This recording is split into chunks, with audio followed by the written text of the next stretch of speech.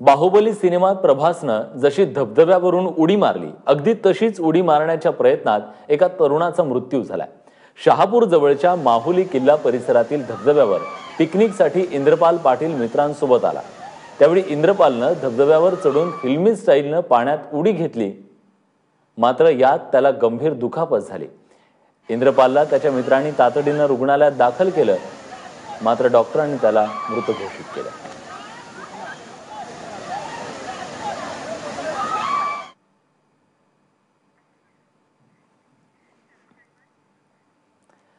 मुंबई शहर आणि पश्चिम उपनगरात वादळी वाऱ्यांसह मुसळधार पाऊस कोसळतोय, तर पूर्व उपनगरांमध्ये जोरदार पावसाच्या सरी बरसतायत।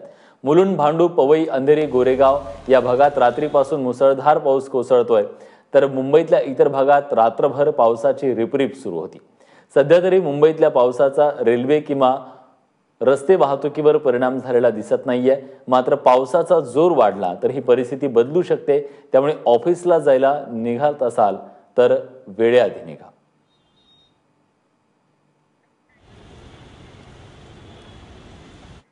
येत्या काही दिवसांमध्ये पावसाचा जितका आनंद घेता येईल तितका आनंद घ्या, कारण मान्सून जुलै अखेर 10 दिवसांसाठी ब्रेक घेणार असल्याची माहिती IMDने दिली आहे।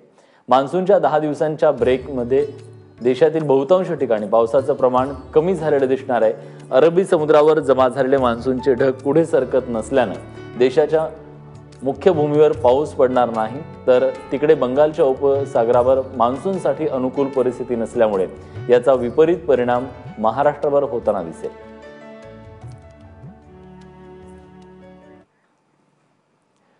कोकणातल्या रत्नागिरी, सिंधुदुर्ग, रायगड या जिल्ह्यांमध्ये मागील 48 तासांपासून मुसळधार पावसाचा जोर कायम आहे। याचाच परिणाम मुंबई गोवा महामार्गावर वडखळ नजीक झाड कोसळलंय। मध्यरात्रीच्या सुमारास हे झाड कोसळल्यानं कोकणात जाणाऱ्या मार्गावरील वाहतुकीवर मोठा परिणाम झालाय। परिणाम मुंबई गोवा महामार्गावरील दोन्ही बाजूंची वाहतूक अत्यंत धीम्या गतीनं सुरू आहे। महामार्गावर वाहनांच्या रांगा लागल्याचं चित्र आहे।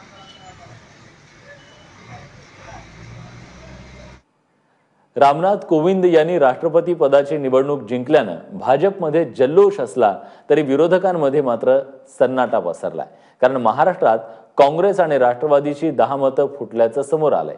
त्यातही राष्ट्रवादीनं 41 पैकी 40 आमदारांनी मीरा कुमार यांना मतदान केल्याचं सांगितलंय। त्यामुळे काँग्रेसनं आपली मतं कशी फुटली हे बघावं असा टोला राष्ट्रवादीचे प्रदेशाध्यक्ष सुनील तटकरे यांनी लगावलाय। त्यामुळे आता काँग्रेसमधले ते फुटीर कोण आहेत, पक्षावर नाराज होऊन कोणी रामनाथ कोविंद यांना मतदान केलं याची झाडाझडती काँग्रेसला घ्यावी लागणार आहे।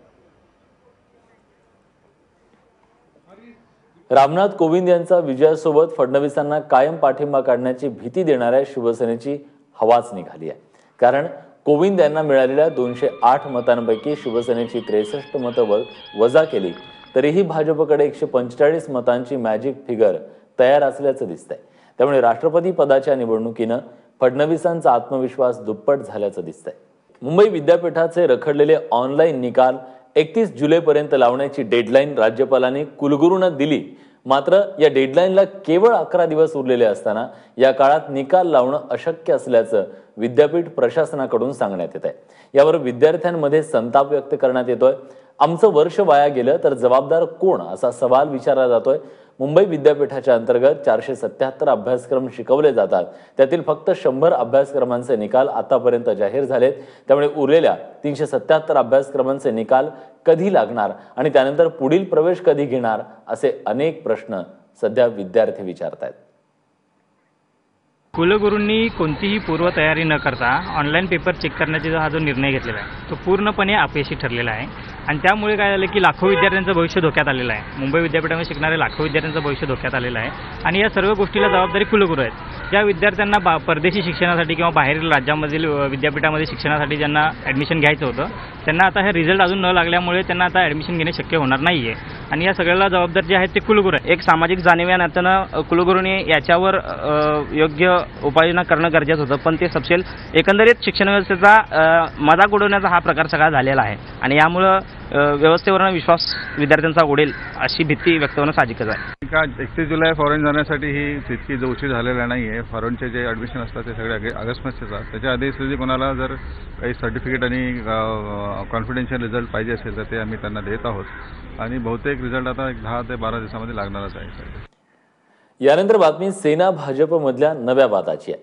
मुंबईतल्या मेट्रो 2 साठी देण्यात येणाऱ्या अंधेरीच्या भूखंड प्रस्तावावरून सेना भाजप आमने सामने आलेत. पालिकेच्या सुधार समितीत मांडलेला प्रस्ताव शिवसेनेनं फेटाळलाय. अंधेरीतल्या पंपिंग स्टेशनचा आरक्षित भूखंड मेट्रो 2ला देण्याचा प्रस्ताव होता. मात्र ज्या ठिकाणी मेट्रोचं काम सुरू आहे त्या भागात मुंबईकरांना मोठा त्रास सहन करावा लागतोय असं सांगत सेनेचे नगरसेवक मिलिंद वैद्य यांनी या प्रस्तावाला विरोध केला. तर भूखंड देण्याला विरोध म्हणजे मेट्रोलाच विरोध आहे का असा सवाल भाजपनं विचारलाय. महाराष्ट्र महिला आयोगाकडून येत्या 27 आणि 28 जुलै रोजी मुंबईत महिला तस्करी या विषयावर आंतरराष्ट्रीय परिषदेचं आयोजन करण्यात आलंय. या परिषदेत 25हून अधिक देश सहभागी होणार आहेत. महिला तस्करीच्या विषयावर भारतात होणारी ही पहिलीच आंतरराष्ट्रीय परिषद असणार आहे. या परिषदेत मानवी तस्करी संबंधातील गुन्हेगारी, सायबर ट्रॅफिकिंग, तस्करी विरोधात माध्यमांची भूमिका यावर कृती आराखडा तयार करण्यात येणार आहे. सॅनिटरी नॅपकिनला जीएसटी मधून वगळण्यात यावं अशी मागणी करत मुंबई हायकोर्टात याचिका दाखल करण्यात आली आहे. मुंबईतील शेट्टी वुमन वेलफेअर या सेवाभावी संस्थेनं ही याचिका दाखल केली असून सुनावणीच्या दरम्यान हायकोर्टानं केंद्र सरकारला उत्तर देण्याचे निर्देश दिलेत. याचिकाकर्त्यांच्या दाव्यानुसार देशात केवळ 12% महिला सॅनिटरी नॅपकिन वापरतात. 88% महिला आजही प्राथमिक आरोग्य सुविधांपासून वंचित आहेत. त्यामुळे केंद्राने यावर कर लावण्याऐवजी त्याचा वापर वाढेल कसा यासाठी प्रयत्न करणं गरजेचं असल्याचं या याचिकेत म्हणण्यात आलंय. नवी मुंबईतील ऐरोलीत बनावट अंडी सापडल्याचा संशय व्यक्त केला जातोय. शिवसेनेच्या एका कार्यकर्त्यानं एका दुकानातून ही अंडी विकत घेतली. मात्र ही अंडी रंगानं अधिक सफेद, आकारानं ओबडधोबड आणि त्यावर ठराविक ठिकाणी काळे डाग असल्यानं ही अंडी बनावट असण्यावर संशय बळावलाय. शिवाय ही अंडी फोडल्यावर त्यातून प्लास्टिक सदृश्य एक पदार्थ निदर्शनास येत आहे. या प्रकरणी शिवसेनेचे नगरसेवक संजू वाडे यांनी अन्न आणि औषध प्रशासन, महानगरपालिका प्रशासनाकडे याची तक्रार केली आहे. हे अंडे जे बघितले ओरिजिनल अंडे ते लालसर वाटतात आणि हे जे अंडे आहेत की प्युअरली व्हाईट आहेत आणि हे थोडे जड पण आहेत वजनाने आणि याला प्रत्येक अंड्याला हा डाग आहे. मग आम्ही स्वतः प्रात्यक्षिक जवळपास 10-15 अंडे आम्ही फोडून बघितले. त्याच्यामध्ये अंड्या फोडल्यानंतर तो जो वास्तविक स्मेल आला पाहिजे तो स्मेल अजिबात येत नाही. आम्ही ते अंड्या फोडल्यानंतर ते आतलं आवरण आहे, ते आतलं आवरण निश्चितपणाने असतंच प्रत्येक अंड्यामध्ये, पण हे आवरण अतिशय थिकनेस आहे आणि ते सरळ इझिली असं काढल्यानंतर आपण बघितलं की निघतं आणि त्याच्यावरून आमचा डाऊट या ठिकाणी आहे की हे अंडं हे डुप्लिकेट असावं. डॉक्टर नरेंद्र दाभोलकर यांच्या हत्येला येत्या 20 ऑगस्ट रोजी 4 वर्ष पूर्ण होत आहेत. अद्यापही त्यांचे जे आरोपी आहेत, मोकाट आहेत, त्याचा जाब विचारण्यासाठी अनिसनं कालपासून राज्यव्यापी जवाब आंदोलनाची घोषणा केली आहे आणि या आंदोलनाद्वारे संपूर्ण राज्यभरात फिरून अनिसचे कार्यकर्ते त्या भागातील आमदार आणि खासदारांच्या घरी जाऊन जाब विचारणार आहेत. 20 जुलै ते 20 ऑगस्ट असं महिनाभर हे आंदोलन करण्यात येणार आहे.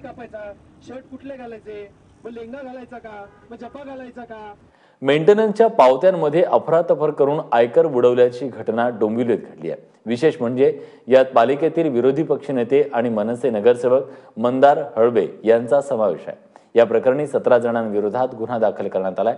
डोंबिवली पूर्वमधील पार्श्व इंडस्ट्रीयल प्रिमायसेसच्या सदस्यांनी खोट्या पावत्या दाखवून तब्बल 1,09,00,000 आयकर बुडवलाय. ही बाब लक्षात येताच या संबंधीची माहिती डोंबिवलीतील शरद जोशी यांनी पोलिसांना दिली. दरम्यान मनसेचे नगरसेवक हळबे यांनी हे सगळे आरोप फेटाळून लावले. पिंपरीतील रिंगरोडला होणारा विरोध दिवसेंदिवस वाढत चाललाय. रिंगरोडचा रद्द करावा, घरं नियमित करावीत, पिंपरी चिंचवड नवनगर विकास प्राधिकरण बरखास्त करावं, अनधिकृत बांधकामांवरील शास्ती कर माफ करावा अशा मागण्या घेऊन रिंगरोड बाधितांनी 1 दिवसीय लाक्षणिक उपोषण केलं. रिंगरोडमुळे कालेकरवाडी, चिंचवडे नगर, बिजली नगर, थेरगाव, पिंपरी गुरव या परिसरातील हजारो घरं पाडली जाणार आहेत. त्याला विरोध करत हे आंदोलन करण्यात येत आहे.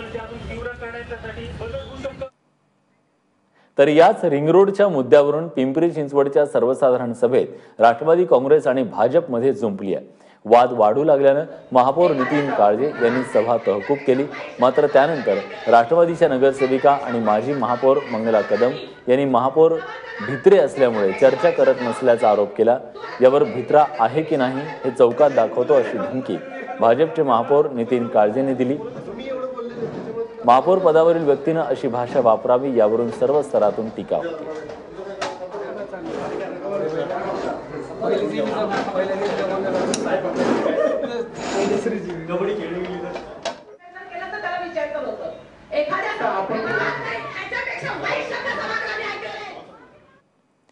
महाराष्ट्र राज्य एसटी कर्मचारी संघटनेकडून काल विभागीय स्तरावर चड्डी बनियान आंदोलन करण्यात आलं. गेल्या 4 वर्षांपासून वारंवार मागणी करूनही एसटी कर्मचाऱ्यांना गणवेशाचे खाकी कापड आणि त्यासाठीचा भत्ता मिळालेला नाहीये. त्याचा निषेध करत एसटीतील चालक, वाहक आणि इतर कर्मचाऱ्यांनी केवळ चड्डी आणि बनियान घालून आंदोलन केलं. एसटी कर्मचाऱ्यांना 7वा वेतन आयोग लागू करावा, सेवा ज्येष्ठतेनुसार भत्ता वाढवून मिळावा अशा मागण्या यावेळी करण्यात आल्या.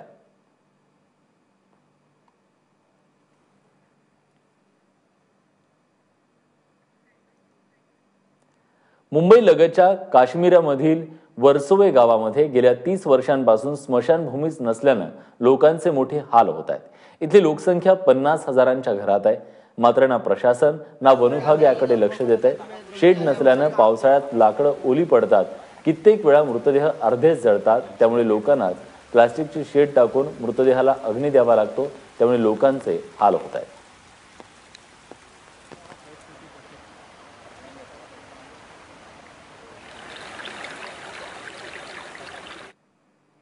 बदलापुरातील कोंडेश्वर धबधब्यावर 3 दिवसांसाठी जमावबंदी लागू करण्यात आली आहे.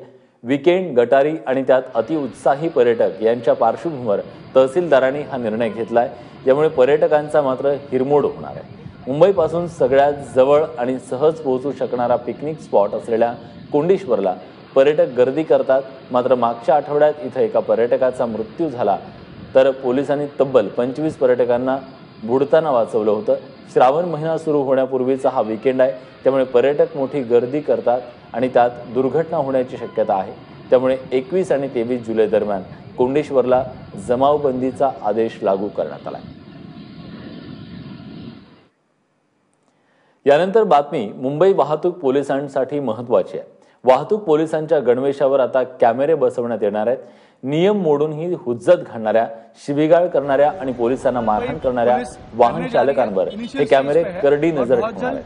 शिवाय कॅमेऱ्यातील रेकॉर्डिंगमुळे चालकांविरोधात एक सबळ पुरावा पोलिसांकडे असणार आहे. त्यामुळे बेशिस्त चालकांवर चाप बसेल. आरोप कितने सच हैं, ये दूध का दूध और पानी का पानी पाहू शकतो.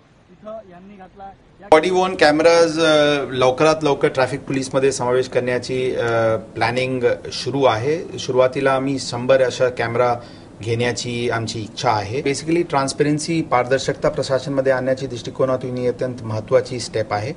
आणि नक्कीच यामध्ये पोलिसांवर होत असलेले हल्ला किंवा होत असलेले गैर व्यवहार जे आमचे कर्मचाऱ्यांसोबत होत असतात, ही त्यांचे मदत म्हणून त्यांना नक्कीच प्राप्त होईल. वाहतूक पोलिसांच्या गणवेशावरील कॅमेरा कसा असणार आहे सांगतो आमचा प्रतिनिधी गणेश ठाकूर. मुंबई ट्रॅफिक पोलिसांना लवकरच बॉडी वॉर्न कॅमेरा देण्यात येणार आहे. इनिशियल स्टेजवर ही प्रक्रिया सुरू करण्यात आली आहे आणि अशा प्रकारे हे आपण पाहू शकतो. इथं या गाडीवर कारवाई करण्यात आली आहे. या गाडीवर फाईन भरण्याचं काम किंवा फाईन घेण्याचं काम इथं सुरू आहे. यामध्येही हायटेक अशा प्रकारे ते सिस्टम घेऊन फिरतात. पण हे कॅमेरे आपण पाहू शकतो इथं यांनी घातलाय. या कॅमेऱ्यामध्ये आपण स्वतःलाही पाहू शकतो कशा प्रकारे समोरची गोष्ट रेकॉर्ड होतोय आणि या कॅमेऱ्यामध्ये मी स्वतः दिसतोय इथं काम करताना. आणि अशाच प्रकारे या कॅमेऱ्यामध्ये जी कारवाई झाली आहे ती कारवाई रेकॉर्ड होते आणि हे नवीन असा हा कॅमेरा आपण इथे पाहू शकतोय. कशा प्रकारे हे काम करतं कॅमेरा सांगू शकाल मला? हो सर, ते बटन ऑन केल्यानंतर रेकॉर्डिंग चालू होतं. आम्ही जेव्हा कुठल्याही गाडीवर कारवाई करायची असते तेव्हा हा कॅमेरा ऑन करतो आणि मग समोरच्याला कळतं की आपली शूटिंग चालू आहे. त्याच्यामुळे तो वाद घालण्याचा जवळजवळ टाळतो, कारण या डिस्प्लेमध्ये त्याचा चेहरा दिसतो. यावर तुमचे अनेक वेळा आरोप लागतात की ट्रॅफिक पोलिसांनी जबरदस्ती केली, पैसे घेतले. हेही थांबेल यामुळे? हो, नक्की थांबणार आहे. कारण समोरच्याला लगेच कळणार आहे की हा आपला चेहरा दिसतोय म्हणून खोटं बोलून काय फायदा नाही.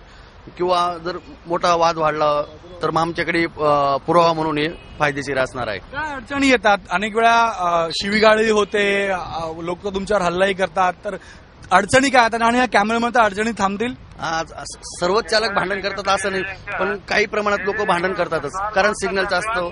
आता आम्ही सांगतो त्यांना, हा बाबा सिग्नल जम झालाय, तो म्हणणार नाही साब में ऑरेंज में आहे, ग्रीन में आहे, आणि मग ते वाद वाढतो. पूर्ण हाय डेफिनेशन कॅमेरा आहे, 1080 जी त्याची रेझोल्युशन आहे ते आहे, आणि हा कॅमेरा झूम आणि रोटेट होतो हा कॅमेरा. हो, अगदी बरोबर, सगळं रोटेट होतो. आपण कुठले पाहिजे तसा फिरवता येऊ शकतो, ऍडजस्ट करता येऊ शकतो. आणि जे रेकॉर्ड होतं ते रेकॉर्ड तुम्ही कुठे स्टोअर करता? आम्ही आमच्या कंट्रोल रूमला जाऊन तिकडे हे करतो, ते डाटा सगळा घेतात. ते किती वेळ रेकॉर्ड करू शकतो हा कॅमेरा? 5 ते 7 तास आपण रेकॉर्ड करू शकतो. तुम्ही याचा वापर केलाय म्हणजे कोणावर कारवाई करायला? हो, भरपूरदा. आता जसं आम्ही डेमोसाठी आणलाय, 4-5 दिवसापासून आम्ही हे लावूनच काम करतोय. डेमोसाठी आणलाय. 100 असे कॅमेरे आहेत जे कॅमेरे मुंबई पोलिसांना, ट्रॅफिक पोलिसांना लवकरात लवकर देण्यात येणार आहेत. आणि हे कॅमेरे जी कारवाई करताना लोक हुज्जत घालतात, लोक पोलिसांवर आरोप लावतात, फाईन द्यायला नकार देतात, त्यांच्यासाठी हा कॅमेरा खूपच महत्वाचा ठरणार आहे, कारण ते सगळं थांबेल. त्याचबरोबर कोर्टामध्ये जो एव्हिडन्स लागतो अशा कारवाईंमध्ये, एव्हिडन्सच्या स्वरूपामध्येही या कॅमेऱ्याचा जो डेटा आहे किंवा फुटेज आहे ते स्टोअर करण्यात येईल, जेणेकरून कोर्टामध्ये सिद्ध करण्यात येईल की जी कारवाई झाली होती ती बरोबर होती आणि जे आरोप लागतात पोलिसांवर ते बरोबर नाही आहेत. कारण यामधील जे डेटा आहे तो एडिट करता येणार नाही, नॉन एडिटेबल आहे, आणि म्हणून कोर्टामध्येही पुरावा म्हणून याचा डेटा आपण किंवा ह्याचा फुटेज आपण दाखवू शकतो. म्हणून हे एक प्लस पॉईंट आहे या कॅमेऱ्याचं. कॅमेरामॅन अनिल सनगरेसह गणेश ठाकूर, एबीपी माझा. मुंबई महानगरपालिकेवरच्या टीकेनंतर पालिकेनं मलिष्कावर सूडबुद्धीनं कारवाईला सुरुवात केली आहे. त्यामुळे सगळी माध्यमं मलिष्काच्या बाजूने उभी राहिली आहेत. रेड एफएमच्या आरजे रौनकनं मलिष्काच्या सपोर्टसाठी नवं गाणं तयार केलंय. ओके गाइस, एक मिनट सर, सारे इधर आओ. ये 1 मिनट में 6 ट्वीट वापस से आए मलिष्का के लिए. अरे इस कंट्री में आरजे ट्रेंड कर रहा है. सही बात है ना? तो कुछ करते हैं अपन. सोनू, तुझे आरजे पे भरोसा नहीं क्या? आरजे की बात लगे जोक, आरजे को बोलने से मत रोक. सोनू, तुझे आरजे पे भरोसा नहीं क्या? सड़कें ये तेरी सारी ब्रोक, गलियों की नालियां भी चौक. आरजे को बोलने से मत रोक. सोनू, तुझे आरजे पे भरोसा नहीं क्या? जब भी हम करते तुझे पोक, हम पे तू केस देता ठोक. तुझको समझता नहीं जोक. आरजे को बोलने से मत रोक. सोनू, तुझे आरजे पे भरोसा नहीं क्या? सड़कों पे उतरी अपनी बोट. काम में तेरे क्योंकि खोट. हरदम तू लेने आता वोट. कर ले ये बातें सारी नोट. तुझको समझता नहीं जोक. आरजे को बोलने से मत रोक. सोनू, तुला आरजे वर भरोसा नाही का?